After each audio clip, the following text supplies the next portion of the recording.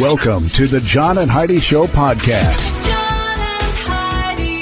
Here's John and Heidi. Thanks for listening to the John and Heidi Show on a Monday. Hey, baby, how you doing over there? I'm fantastic. How are you? Doing good. I've got a guest coming up on the program later today on the, the 7th day of November already. Holy cow. Melissa DeLa Cruz, and she's got a book called Something in Between. I actually have a copy of that book here. I'll have to flip through and see what it's all about, but we'll be chatting with Melissa DeLa Cruz coming up in just a bit. Hey, the Preventive Medicine Society of China reports that 60% of people in rural areas of their country have never brushed their teeth. Oh. 60% of people in the rural parts of China have never, ever brushed their teeth. It's kind of yucky. Wonder how many they still have left. What, teeth or people? Teeth. Okay. And take a listen to this. The chances of dying of laughter are 15 billion to 1. Huh. The chances of it happening during this show, even less than that. All right. Coming up here in a bit, we have a couple of fun things to talk about. We'll be chatting about the special things happening on this Monday on the way. John and Heidi. Today is a special day, Heidi. Do you know what today is? What is today, John? I thought you'd never ask. It's Monday, November the 7th. It is Employee Brotherhood Day, Fill Our Staplers Day, International Merlot Day. Ah, that's you a like good day. Merlot? I do like Merlot. I remember when we first started drinking wine and you had that, I called it Merlot, and you laughed at me. I said, oh, what is this Merlot? You're like, it's Merlot. I'm like, oh, I'm so sorry. It is Job Action Day today, National Bittersweet Chocolate with Almonds Day. Yum. That does sound good. National Canine Lymphoma Awareness Day and Traffic Directors Day. And traffic, that's kind of what you do. Here at the radio, you do some traffic directing. Now, there are people listening going, she's the one that does the, road reports? No, traffic is also, putting the commercials on the radio and all of that stuff. So it's a different kind of traffic. So happy Traffic Directors Day to you. And I'm going to go fill your stapler. That's what I'll do for you. How about you give me some Merlot and chocolate? That too. Thanks for listening on a Monday. John and Heidi. Legally, we gotta have insurance.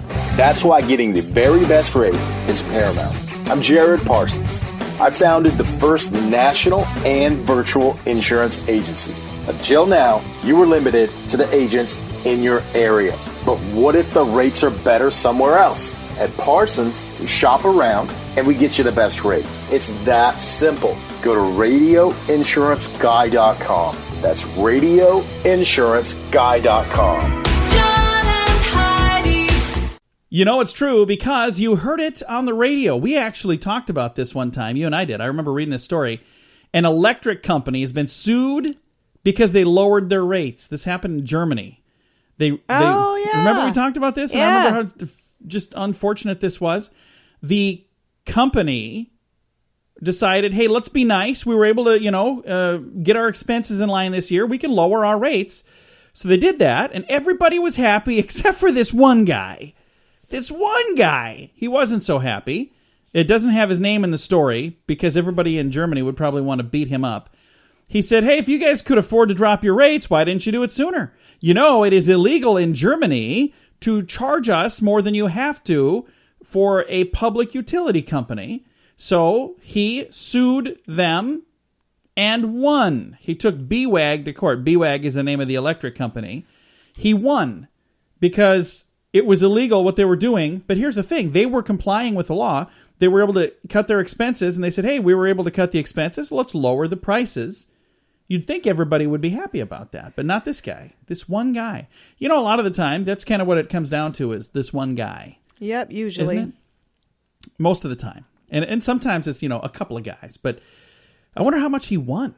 It doesn't have doesn't have his name in the story, and it doesn't have how much he won in the story. So now it's just going to leave us all wondering. So anyway, that happened to an electric company in Germany. The company is called BWAG. I wonder if that means something in German. Probably not. I'm sure it's BWAG. I don't know.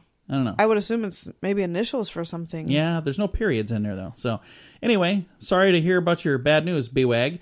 And folks, you know it's true because you heard it on the radio. John and Heidi. The John and Heidi Show is brought to you in part by the Keystone Treatment Center. This is your brain, and this is your brain on drugs. We share silly stories here on the program, but addiction is no joke. If you or someone you know suffers with an addiction to drugs or alcohol, make today the day you seek help. Call toll-free 844-204-1055. That's a toll-free number. Again, 844-204-1055. and this is your brain on drugs. For a group of trick-or-treaters, Halloween got kind of interesting in Saskatoon, Saskatchewan, Canada. A young trio of trick-or-treaters left dumbfounded on Halloween night when they walked away from a home with cans of beer instead of candy. Yeah. Dave Kozicki said his 9-year-old son and 2 friends were nearing the end of their route Halloween night when a drunk man tossed some unwanted treats into their bag, told them not to come back. They didn't come back, but guess who did? The cops. The police were called. They were charged with distributing alcohol to minors. It was a 53-year-old man who was drunk as a skunk. That's expensive Halloween treats. Yeah. That's my only problem with it. That's expensive. That's the part you didn't think was good? Oh, boy. All right, kids, this is what happens when your brain is on drugs. John and Heidi. Now, your moment of duh. May I have your attention, please? If you plan on robbing a bank, you have to call in advance to make reservations. Thank you. A Des Moines, Iowa woman is suing a bank for not knowing that she was going to be robbed, resulting in her being put in danger during the armed heist. Oh, my goodness. She said she is suffering, quote, mental and or emotional distress, end quote. Are you kidding me? As well as injuries from an assault by one of the robbers. So I understand that it stinks that you got robbed. Sue the robbers. Yeah, but, she's robbing the bank. Oh, This my happened. gosh. Here's the thing that I don't understand. That happened in Des Moines, Iowa. That is a part of the country that usually is, filled with common sense. No, Not always. Usually you think about this kind of thing There were happening. just some horrific police shootings. Yeah, and that's true. I mean, so, maybe Des Moines is a little more messed up than I thought they were. So this happened here. Again, a woman was in a bank when it was robbed. wow. She's fine, but she's suing for mental and emotional distress, and she's suing the bank. So that's not good. Coming up, your scoop of the day. The Scoop of the Day is brought to you by Wells Blue Bunny. If you want delicious ice cream, be sure to look for the Blue Bunny. Sure to have your favorite flavors. Learn more at bluebunny.com.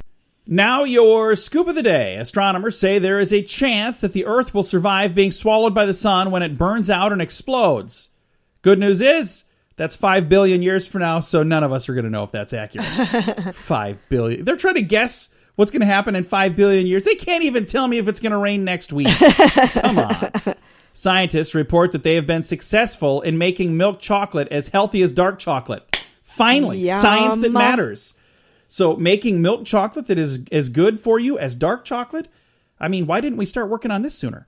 Hey, a Georgia teenager has awoken from a coma speaking fluent Spanish, but when the teenager went into the coma, they did not speak Spanish. Does that teenager still speak its native? I don't know. It doesn't say that. I have no clue. Huh. Hey, this is something interesting. For those of you who just have to take in a movie, tomorrow during the election, AMC theaters will be broadcasting the election results as well as the movies.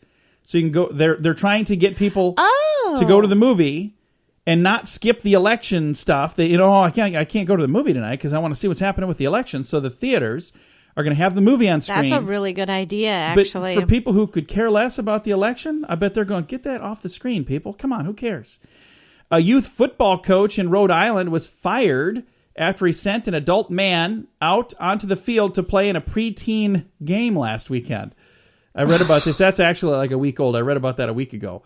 But he sent like a 19-year-old or whatever, an adult male, wow, into where all the other kids were like 13. Hey, forget about all the hours on the treadmill. A new study suggests that you'll be healthier if you spend time taking long, slow walks and standing instead of sitting whenever possible. Might sound too good to be true, but researchers have found that it may be more important to reduce your hours of sitting than it is to exercise vigorously, like on a treadmill or whatever. And the study is published in the PLOS One, PLOS One. When the volunteers spent 2 hours standing and 4 hours walking each day, they had a healthier insulin level and lower triglycerides than when they spent an hour a day at the gym or cycling. So it sounds to me like, just standing around could actually be working out. Hey, instead of having gyms, we could just have places where you come in and stand.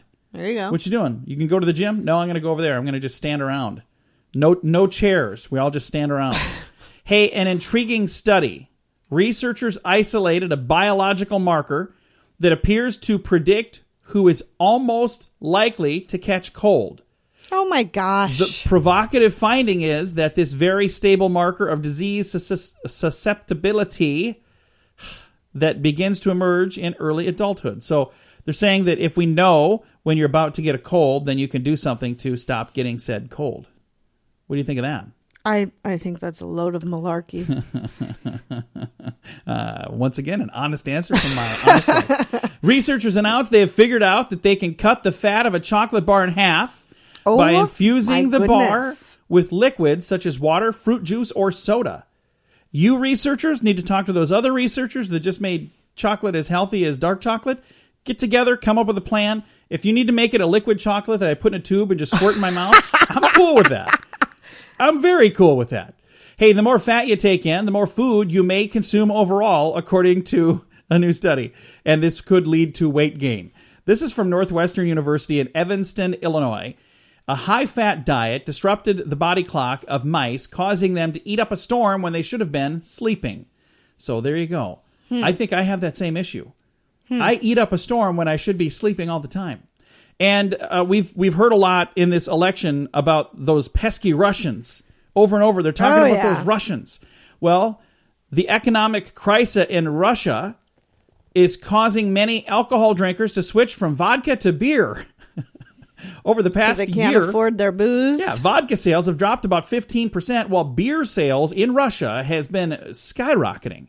Many Russians are turning to making their own booze as well. So, in addition, or maybe they have just discovered that they prefer the taste of beer. That could be too. Maybe they're enjoying beer. That's, you know what? Nothing wrong with that. That could be the case as well. I like a beer. Either way, that's happening in Russia. Coming up in a bit, we've got a special guest. We're going to be talking with a young lady by the name of Melissa DeLa Cruz, Something in Between. That's the name of her book, and it's on the way. John and Heidi. Election day is almost here. No matter which side you're rooting for, you now have a place to get informed and to truly voice your opinion at PoliticalStorm.com. An amazing resource with information from people on both sides of the aisle, all in one place. Watch videos, read blogs, listen to podcasts like mine, and read fun editorials. You can also contribute with your own blog for free. Be a part of the community at PoliticalStorm.com. You have a choice, and now you have a voice, too, at PoliticalStorm.com. That's PoliticalStorm.com. Thank you for listening to the John and Heidi Show. We've got a special guest joining us today. We have a young lady by the name of Melissa DeLa Cruz, and she is a writer. She's been publishing a lot of things with 17 Magazine and some Harlequin teen books, and now she has a new novel that is called Something in Between. It's a really cool idea for a book. It's about daughters of immigrants living in America, finding out that they're not here legally. And it's a really cool concept for a book. And I guess joining us now, let's just dive right in with our interview.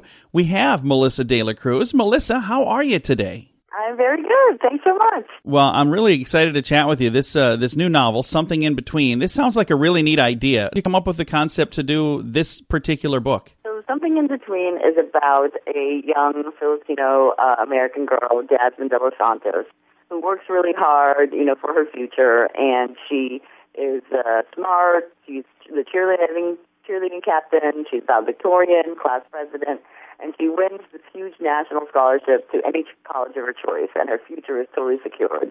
And when she comes home and tells her parents about it, she expects them to call all the relatives in the Philippines, start bragging about her, and instead they actually confess, and they tell her she can't accept the scholarship because they're in the country illegally, and she's an undocumented immigrant. So her entire world shatters, and, everything that she thought was true is suddenly a lie. And the book is about how she picks up the pieces of her American dream, and figures out where she belongs. Is it in the Philippines, the country she can't even remember, or America, which she's lived in, almost all her life and feels very connected to?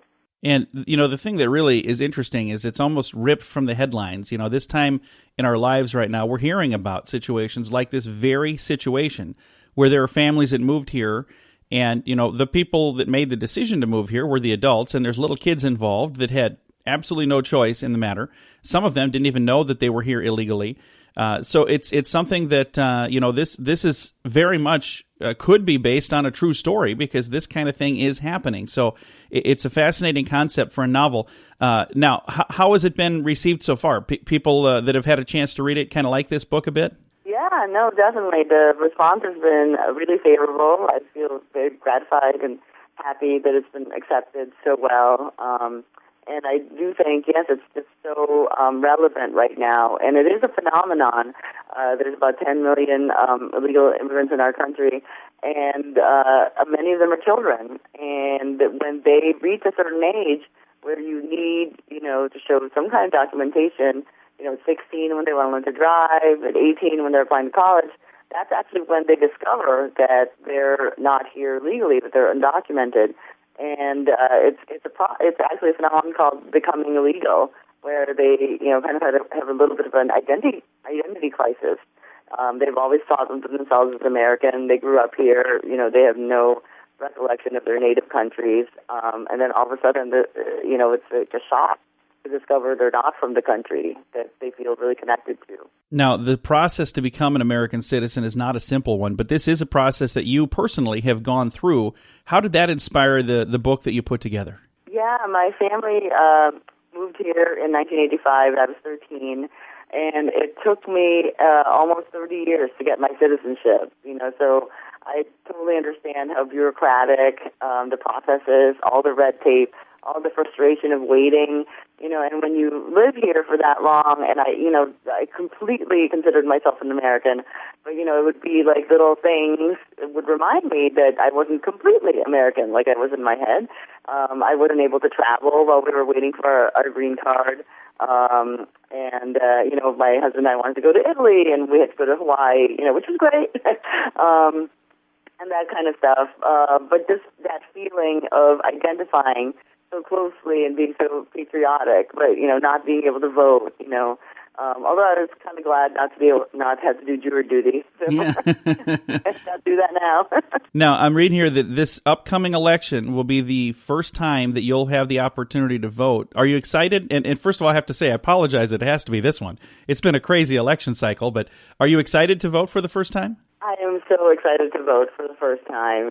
It's very moving. When I voted in the primaries, I was like, oh my God, I get to do this finally. It's really fun to actually be part of it. And because I would have strong opinions, I would tell people, what I thought, but I couldn't actually vote. So it's just wonderful to finally be part of the process. But yes, it's an insane election. With the candidates that are running right now, is there one that you kind of identify more with, or are you kind of undecided or in the middle or on one particular side?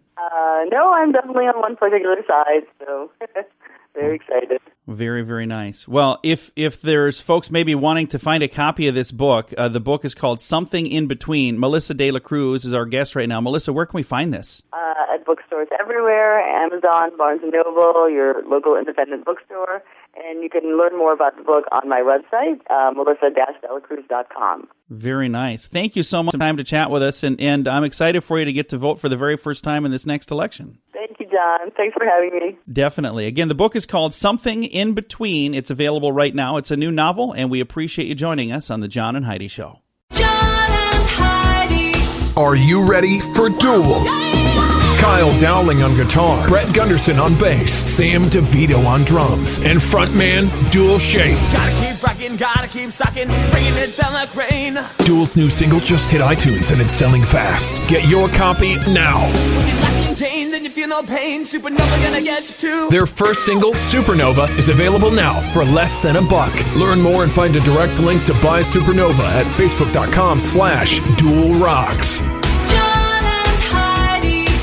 Fun fact for you, Heidi. What's that, John? The first man-made object to circle the Earth was Sputnik 1, launched in 1957. That's pretty cool. Oh. Fun fact for you, Heidi. What's that, John? Tigers' paw prints are called pug marks. Really? A tiger's forefeet have 5 toes, and hind feet have 4 toes. All toes have claws. The claws are 80 to 100 millimeters in length. Ew. Yeah, doing their nails, and it's like all pretty and whatnot. Fun fact for you, Heidi. What's that, John? In 1935, the police in Atlantic City, New Jersey, arrested 42 men on the beach for topless sunbathing. What? Men. Topless sunbathing. They got arrested. That was in 1935. Oh, goodness. That is kind of funny, really. I'm pretty sure if I went topless sunbathing somewhere, I would probably be arrested. Like, hey, fatty, put a shirt back on. And our final fun fact for you, Heidi. What's that, John? The surface temperature of a neutron star is about 1.8 million degrees Fahrenheit. Okay. You might want to use a pot holder on those. It's kind of hot. A neutron star. Yeah, so it would burn up a pot holder. Don't worry about it. A couple of fun facts for you there on a Monday. John and Heidi. Legally, we gotta have insurance. That's why getting the very best rate is paramount. I'm Jared Parsons. I founded the first national and virtual insurance agency.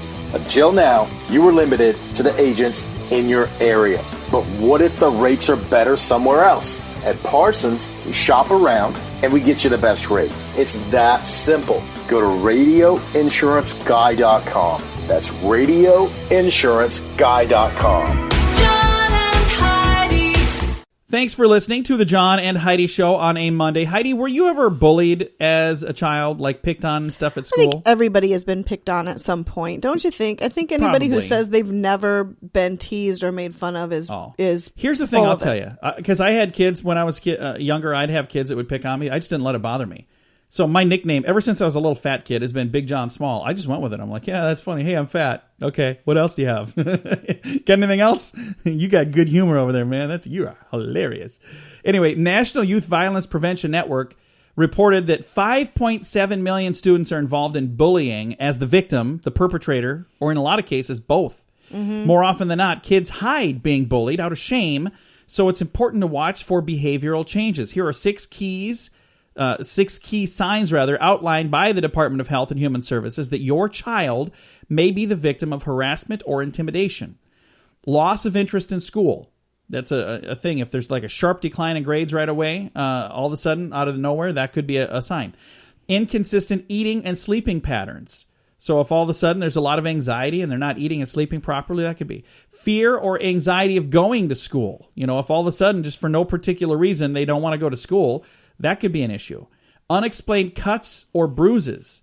Oh, that would be, I'd be so upset Oh, if that my happened. goodness. People would have to run. Damaged or missing belongings. So if your kid comes home with something that was broken or something was theirs that's no longer theirs is gone, that could be. And then frequent health complaints and requests to stay home. So if all of a sudden they're, hey, I don't feel good today, and I don't feel good today, and I don't feel good today, it could be something like that as well, that they're getting bullied. All of the details, by the way, for this. Right, but what are you supposed to do about it? I mean, you call the schools and they don't do anything, Well, I and think it they just do gets what they can, pushed but under it's- the rug and ignored. And We've actually got a guest that we're going to be talking to. I'll have to look and see when that is. I've got a gentleman that we're going to be visiting with soon about bullying, because I think that's something going on this month, like National Bullying Awareness Month or something. So we'll have a guest to chat about that later in the month. Thank you so much, by the way, for listening to the John and Heidi Show on a Monday. John and Heidi. If you're a business owner or the person in charge of advertising, I have a special offer just for you. We're doing a jingle special this month. Did you know that when you put words to music, they're 9 times more memorable? How would you like to be the name in your industry and have people singing your song? We've worked with hundreds of small businesses to create their own musical image, and we want to help you too. Reach out right now and we'll give you $500 off. Squeeze it into this year's budget and get results for years to come. Learn more and hear examples at RadioReallyWorks.com. That's RadioReallyWorks.com. John and Heidi. Thanks for listening to the John and Heidi Show. There was a guy that had a really good idea, Heidi, for hiding his valuables. He said, I'm going to put them here in this fake soup can. Problem was, he donated the soup they can. did. Oh. Utah Food Bank is searching for the donor with the fake soup can so they can give back their valuables. Worker Richard Boholm said he didn't notice any difference in the can's appearance or weight, but when he was sorting items for a senior citizen meal program, he thought it sounded kind of funny.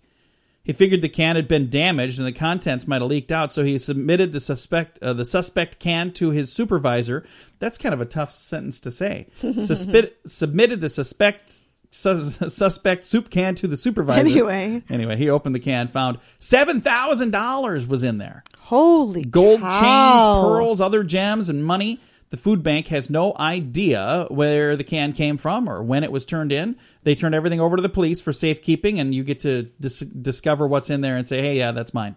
It was in Utah, so quit trying to pretend like it was yours, Heidi. She's like, yeah, I lost a $7,000 can. Coming up here in a minute, we've got another story about teachers and an interesting concept that they tried on praising students. That's on the way. Think back to when you were a child, Heidi. If a teacher told you, good job, you did a great job, did that encourage you to like work harder at stuff, or did that not even matter to you? Like if you had good encouragement from a teacher? Yeah. Teachers, this happened in Austin, Texas. According to a new psychology research study from the University of Texas at Austin, students who received notes expressing the teacher's high expectations scored better on writing assignments. The report in Breaking Christian News says the latest studies contradict a common trend in education of praising students for mediocre work.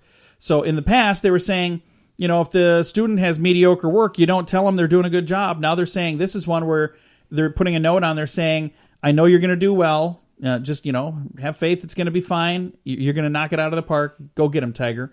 And then they actually did better. So I wondered how Heidi would respond to that, because I can imagine you as I wouldn't want to be your teacher. I heard the stories about you in school. No. You've heard of the teacher's pet? She'd be like a teacher's feral dog. I don't know. That's not a good thing. Coming up in a bit, we've got some good news. That is on the way. Oh, we got something else before then, too. You're going to talk about the pet food dish. Yeah, it's pretty disgusting. We're going to chat about that in a bit. Election day is almost here. No matter which side you're rooting for, you now have a place to get informed and to truly voice your opinion at PoliticalStorm.com. An amazing resource with information from people on both sides of the aisle, all in one place. Watch videos, read blogs, listen to podcasts like mine, and read fun editorials. You can also contribute with your own blog for free. Be a part of the community at PoliticalStorm.com. You have a choice, and now you have a voice, too, at PoliticalStorm.com. That's PoliticalStorm.com. If you've got a dog or a cat or any kind of pet that has like a pet food dish, and if you've got kids, you might want to listen really, really, really close. It's a good idea to put your pet's food dish in a place where your children can't reach it. Why? It could be the source of salmonella bacteria. Little kids are most at risk. Health Day News reports that researchers from the United States Center for Disease Control and Prevention tracked salmonella outbreaks that sickened 79 American patients, and about half of those were right around the age of 2 or younger. And it was usually in people who had a household with dry cat food or dry dog food down on the ground, and the kids were eating it. Yeah. So it's not. So dogs can't get salmonella? Well, I think they're I don't want to say they can't get salmonella, but they can eat things that we can't eat. Unlike humans, pets do not display the classic symptoms of salmonella infection, which include diarrhea, abdominal cramps, fever, nausea, and vomiting. Instead, pets are able to shed the bacteria for up to 10 to 12 weeks in their feces. This is kind of a gross story, isn't it? This really is. Sorry about all that. Yeah. What can you do to protect yourself and your children? Well, the single most important thing that you can do, wash your hands, wash your children's hands after doing anything with the pet, and make sure that if they touch the pet's mouth, or if they're petting, if they get dog slobber, clean that off really good, because that's where it is. Purchase only well-packaged, well-stored food as well, and keep that out of the reach of infants and toddlers. So there you go. Because I don't think you really want to feed any of that to your dog either. So make sure you have good food first of all. If you got that covered, you're most of the way there. But then keep it out of reach of the kiddos. We didn't really ever have that problem, did we? No. Our kids eating out of the bowl or any of that kind of stuff. Our son used to drink out of the toilet, but that... I'm just he kidding. did not. I'm just kidding. Hey, if you're listening, buddy, I love you. I'm just being silly. Thanks for listening to The John and Heidi Show. This portion of The John and Heidi Show is brought to you by The John and Heidi Show. That sounds kind of funny, but it's true. Go to your local radio station and ask them to start carrying The John and Heidi Show. Here's the best part. They can carry the show for free. They play a couple commercials, but it doesn't cost them anything every month. So if you know a radio station that could use a little bit of help, send them our way. Send them to johnandheidishow.com. Again, johnandheidishow.com. We would love to do a radio program in your community. Then you could listen to the podcast and listen to us on the radio. John and Heidi. We always try to wrap things up around here with some good news. I think this is good news. Take a listen to this. If you're trying to lose weight, here is an easy diet trick. Let's just stop right there. First of all, is there such thing as an easy diet trick? I don't believe so. Well, this is pretty darn easy. Weigh yourself every day. That's it. They say the more frequently you weigh yourself, the more weight you will lose, according to researchers from the University of Technology in Tampa. No, it's Tampere. It's in Finland. They say by keeping a close eye on even minor weight fluctuations, you can quickly get back on track and prevent future weight gain. I agree with that. You can quickly get back on track because you didn't gain as much. You noticed it right away. The study found that more frequent dieters weighed themselves, the more weight they lost. If a dieter went longer than a week without weighing in, they gained weight almost every time. The average time a dieter could go between weigh-ins and not gain weight, 5.8 days. Keeping close track of your weight allows you to identify which foods cause weight gain. It's not like we don't know that. Yeah, right. For this to work, however, you need to get a digital scale that is accurate to 0.2 of a pound. Whoa! Since weekend weigh-ins can show dramatic weight gains or losses, pay close attention to the weigh-ins on Wednesday. This is a more consistent indication of your true weight. So they're saying, weigh yourself every day. But if you want to know what your actual weight is, it's whatever you weigh on Wednesday. There you go. Does that make sense? Sure. I don't think it does. We'll just go with it, though. All right. I think I trying to think of the last time I weighed myself. It's been way more than a week. I'm about afraid now to... I weighed myself yesterday. Did you really? I'm about afraid... Do you want to tell us what you weigh? No. Okay. I'm about afraid to see what I weigh. I'll have to go weigh myself now. All right. Time to say goodbye, Heidi. Goodbye, Heidi. Goodbye, everybody. Thanks for listening to the John and Heidi Show on a Monday.